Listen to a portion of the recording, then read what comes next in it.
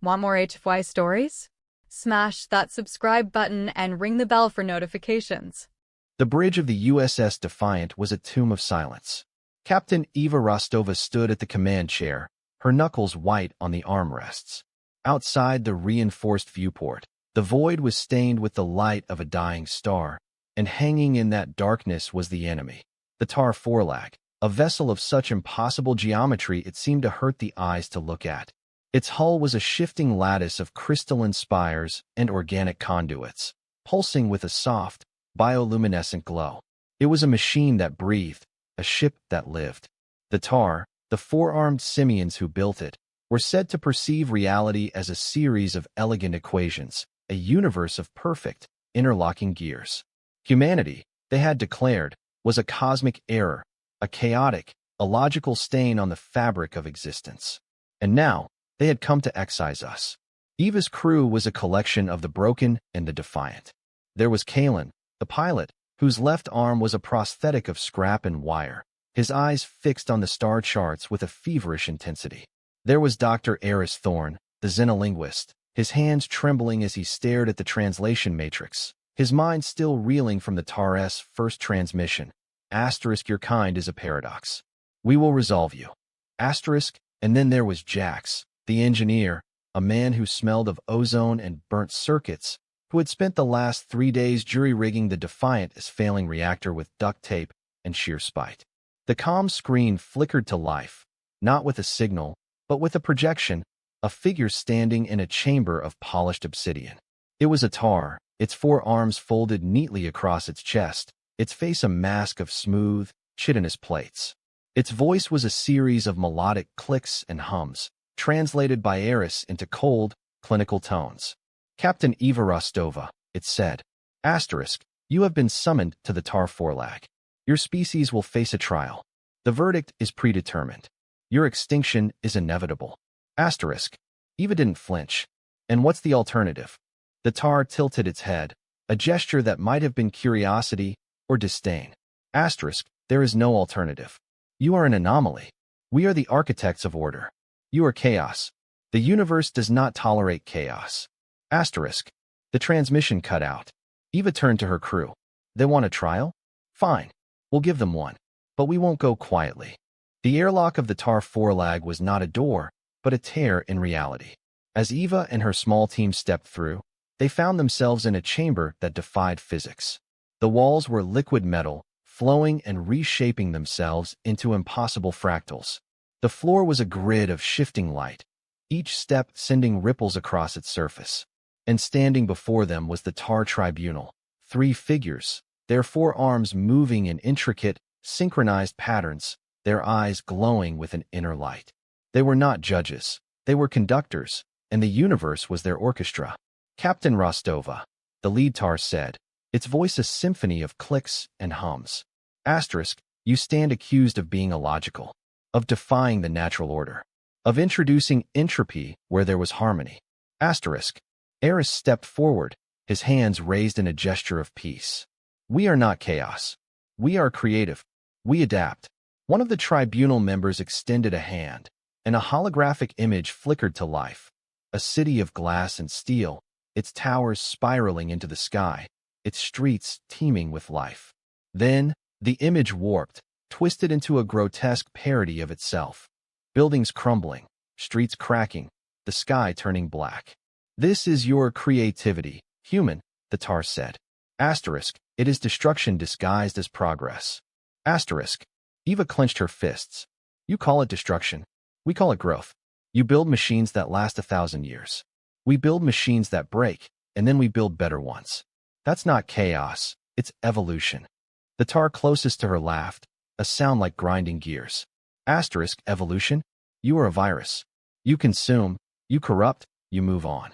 We have observed your kind for centuries. Your history is a litany of failure. Asterisk. Jax, who had been silent until now, spoke up, his voice rough. Our history is also survival. Against ice ages, plagues, even ourselves. You think we're just pests? You've never fought something that doesn't play by your rules. The tribunal exchanged a glance, their arms twitching in unison. Asterisk, your defiance is noted. But it is irrelevant. The verdict is sealed. Asterisk. The trial chamber was a labyrinth of shifting corridors, each one a test of logic and reason. The Tar had designed it as a prison, a maze where every wrong turn led to a dead end. Every incorrect answer triggered a defense system of crystalline spikes that could pierce hull and flesh alike. But Eva and her team had no intention of playing fair. Kalen, the pilot, had a knack for finding the path of least resistance, even when none existed. While the Tar moved with the precision of clockwork, Kalen moved with the chaos of a storm. He'd kick a panel loose, climb a conduit, or even crawl through a ventilation shaft, his prosthetic arms scraping against the walls as he went. The Tar's systems, built for order, couldn't predict him. They'd reroute corridors, seal passages, and still, Kalen would slip through. Dr. Thorne, meanwhile, was engaging the tribunal in a battle of wits. They presented him with complex equations, problems that had no solution in their universe of perfect logic. Eris didn't solve them. He redefined the terms. He'd introduce variables the Tar had never considered, twist the math until it broke, and then rebuild it in a way that made sense only to him. The tribunal's glowing eyes flickered with confusion, their synchronized movements faltering for the first time. But it was Jax who truly unnerved them. When they reached a chamber filled with intricate machinery, humming with energy, the Tar explained that only one sequence of controls could deactivate it. Jax didn't even look at the controls. He pulled out a wrench, slammed it into a random panel, and short-circuited the entire system. The chamber went dark, the machinery screeching to a halt. The Tar stared, their four arms frozen mid-motion. "That is not how the system works," one of them said, its voice trembling. Jax just grinned. "Works for me." The final chamber was a vast, spherical room, its walls a mirror that reflected not images, but possibilities. The tribunal stood in the center, their forms shimmering. "This is the final test," the lead Tar said. Asterisk, "You must choose the correct future. The one that aligns with order. The one that guarantees your extinction." Asterisk. Holograms flickered to life around them. One showed Earth, burning, its cities reduced to ash. Another showed humanity enslaved, forced to serve the Tar's vision of perfection. A third showed nothing at all, just the void. Eva stepped forward. "None of those are our future. Choose, human," the Tar said, its voice cold. Asterisk, "Or we choose for you." Asterisk. Kalen, who had been exploring the edges of the room, suddenly shouted, "Eva, look."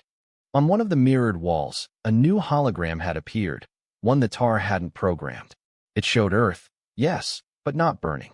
It showed humanity, not enslaved, but thriving. Cities of living metal, grown from the Earth, powered by the stars. People laughing, creating, destroying, rebuilding. It was messy, chaotic, and utterly, beautifully alive. The Tar turned, their four arms flailing in disbelief. Asterisk, "That is impossible. That future does not exist in our calculations." Asterisk. Eris smiled. "That's because you don't understand us. We don't just predict the future. We make it up as we go along." Jax, meanwhile, had been working. He jury-rigged a device from the wreckage of the Defiant-S reactor, a crude bomb of wires and unstable energy. Now he held it up, his grin wide and wild. "You want order? Fine. But you messed with the wrong junkyard." He tossed the device onto the floor. It didn't explode. Instead, it released a wave of pure, unadulterated chaos. The mirrored walls shattered, reflecting not futures, but a kaleidoscope of madness. Stars in the shape of smiling faces, planets made of cheese, a universe where the laws of physics were just suggestions. The Tar screamed, their perfect equations unraveling, their forms dissolving into static.